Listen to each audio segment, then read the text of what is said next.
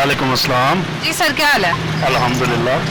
Sir जी, गुजर बसर के लिए क्या करते हैं? गुजर बसर के लिए क्या करना है मैडम, अब ये हुकूमत आई है, इसने कहा है कि गरीब आदमी को मारना है, हमने किसी न किसी तरीके से मारना है और वो मार रही है ऐसा ऐसा, कभी पेट्रोल का, कभी घी का, कभी आटे का, कभी चीनी का, हर चीज़ की महंगाई हो चुकी है।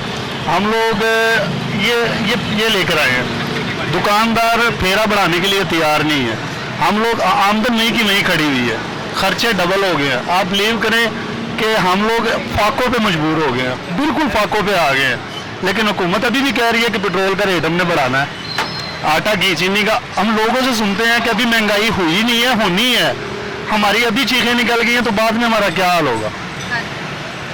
लिहाजा हम कुछ नहीं कर सकते, हुक्मरान हमारे ऊपर बैठे हुए हैं। इन्होंने कहा था जी मैं रिलीफ दूंगा, मैं अपने कपड़े फाड़ के रिलीफ दूंगा, वो रिलीफ तो दिया नहीं है। कपड़े क्या, इनके कपड़े इतने महंगे, ये कपड़े फाड़ने की जरूरत भी नहीं कर सकते।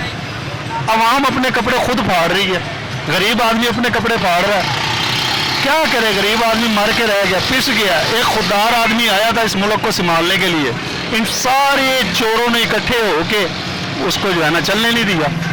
बाकी अल्लाह मालिक है जी, अब देखते हैं क्या सूरत हाल है, लोग खुदकुशियों पे मजबूर हो जाएंगे। ऐसे ही है सर, हमने देखा है कराची में एक वाले साहब ने क्या किया, अपने 4 बच्चों को कत्ल किया, बीवी को भी कत्ल कर दिया और खुद फांसी लग गया। मैडम, अगर हमारे मज़हब में खुदकुशी हलाल होती ना, यकीन करो सबसे ज़्यादा गरीब आदमियों ने मरना था, सबसे ज़्यादा। हमारे मज़हब में हराम है ये चीज़, हम कैसे मरे? जो हमारे मज़हब में हराम करार दे दी गई, ऐसे सिसक के इन्होंने मारना है और हम मरते रहेंगे। अभी पेट्रोल का बम गिर जाएगा, कल को किसी चीज़ का बम गिर जाएगा। आप यकीन करो, हम गाड़ियों में 100 रुपये का पेट्रोल डलवाते हैं, 50 रुपये का, कि एक साइड का डलवा लेंगे, दूसरी साइड से हमें कोई फेरा मिल गया, हम उससे एडवांस पैसे ले लेते हैं कस्टमर से कि भाई हमें पैसे दे दे, हमने पेट्रोल डलवाना, हम तेरे साथ ही तो जा रहे हैं, हमारे पैसे काट ली। हमारे पास ये नौबत आ गई, हम लोग साइड में खड़ा करके, पहले तो हम घूम फिर के फेरा वगैरह कोई मिल भी जाता तो हम ढूंढ लेते थे, लेकिन अब तो वो भी नहीं मिलता। अब एक साइड में खड़े रहते हैं, यार हमने पेट्रोल क्यों ज़ाया करना है।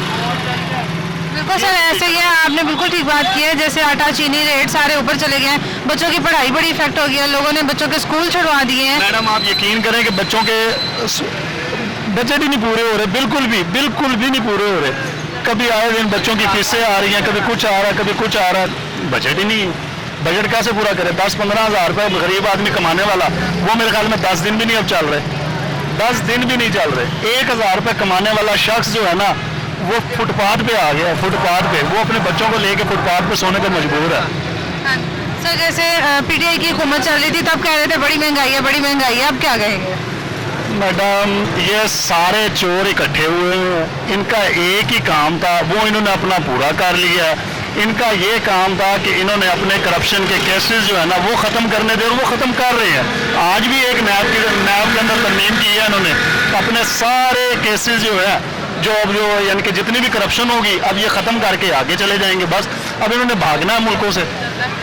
इससे ज़्यादा रूस के साथ मुआहिदा हुआ हमारा, रूस के साथ मुआहिदा हो, कितना अच्छा मुआहिदा हुआ था, उसको आगे लेके चलते।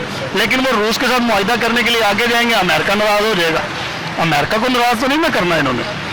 अमेरिका हमारे घर की रोटी चलाता है, अमेरिका आके गोरे में आके डॉलर दे के जाते हैं।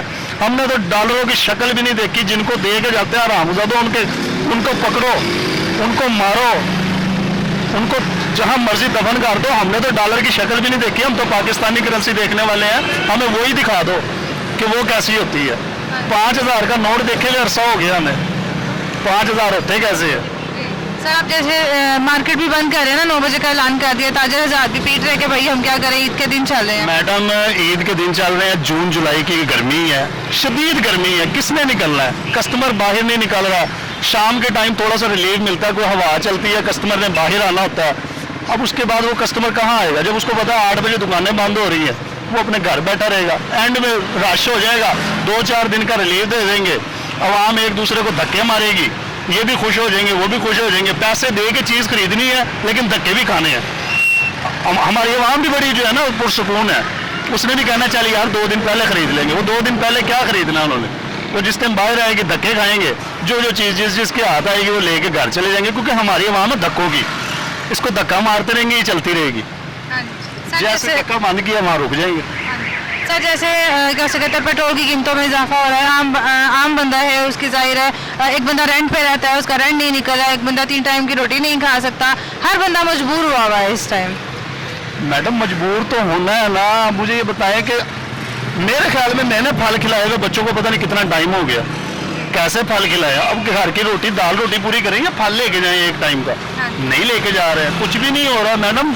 स्टिल हो गए हैं, गरीब आदमी मर रहा है। इन हुक्मरानों को नहीं समझ आ रही है, ये एसीओ में सो रहे हैं, ये एसीओ में सो रहे हैं, अपनी हुकूमतें बना के बैठे हुए हैं, उसको गिरा देना, उसको ले आना। ये सिर्फ करप्शन के केसेस खत्म करने आए हैं, महंगाई से इनका कोई ताल्लुक नहीं है, कोई वास्ता नहीं है, ना ही इन्होंने महंगाई की तरफ तवज्जो दी है। अगर तवज्जो दी होती, अब उसने कुछ तो रोका हुआ था मैडम, 150 कुछ भी रेंज में था, 150 तक रेंज में था। अब इन्होंने कहना है जी वो इमरान खान की वजह से हुआ है, इमरान खान ने कहना देखो जी अब ये कर रहे हैं, तो मेरी बहन ये सब अभी 3 दफा पेट्रोल की कीमतों में इजाफा हुआ और आवाम कह रही है, आम तबका जो कहता है हमारी चीज निकल गई, दोबारा बढ़ गया। मैडम आप आज भी पेट्रोल का रेट बढ़ा दें, आज भी बढ़ा दें, अभी आवाज लगाएं आप, पेट्रोल पंप पे रश इतना हो जाएगा, इतना रश हो जाएगा, इतना रश हो जाएगा, डलवाने वाले बहुत हैं, 210 पे डलवाने वाले बहुत हो जाएंगे। उनको ये परवाह नहीं है कल को रेट बढ़ रहा है, उनको ये पता मैं अपनी टैंकी फुल करवा लूँ।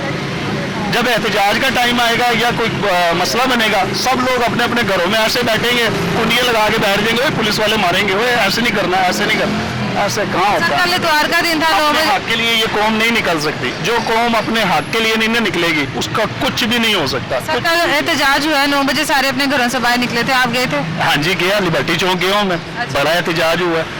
तो मैडम बात वो हमारे बच्चों की जंग लड़ रहा है, आगे हमारे बच्चों का मुस्तकबिल है। जिस पाकिस्तान में हम अपने बच्चों को छोड़ के जाना चाहते हैं, उस पाकिस्तान का हाल तो हम देख रहे हैं। ताकतवर की हुकूमत है, बच्चों को क्या तरबियत दे? बच्चों को ये तरबियत दे बेटा चोरी करो, डकैतियाँ डालो, झूठ बोलो, क्योंकि पैसा तो इसी चीज़ों में है ना, इन्हीं चीज़ों में पैसा मिल रहा है, हमें नजर भी आ रहा है। देखो ये कितना बड़ा फ्रॉड है, 16 पार्टियां एक तरफ हो गई और वो एक अकेला एक तरफ हो गया। 16 पार्टियों ने मिलकर हुकूमत बना ली है, या एक दूसरे का ये पेट फाड़ते थे, या ये लाड़काना की सड़कों पे घसीटते थे। अब वो कहाँ गई? घसीटने वाली चीजें कहाँ हैं? घसीटे ना, आपके साथ बैठा हुआ आज गले मिल रहा था जरदारी से, आसिफ अली जरदारी से शहबाज शरीफ गले मिल रहा था। पहले कहता था मैं इसको लाड़काना की सड़कों पे घसीटूंगा, और मेरे भाई तू घसीटना, उसका गिरेबान तो पकड़ के दिखा दे मुझे, कब को पकड़ेगा? अवाम बाशऊर हो गई है, अवाम को शऊर आ गया है, लिहाजा आप अपना फ्रॉड बंद करें। खुदा की कसम अवाम आपको जहां भी आप नजर आएंगे आपको अंडे और जूतियां ही पड़ेंगी, जहां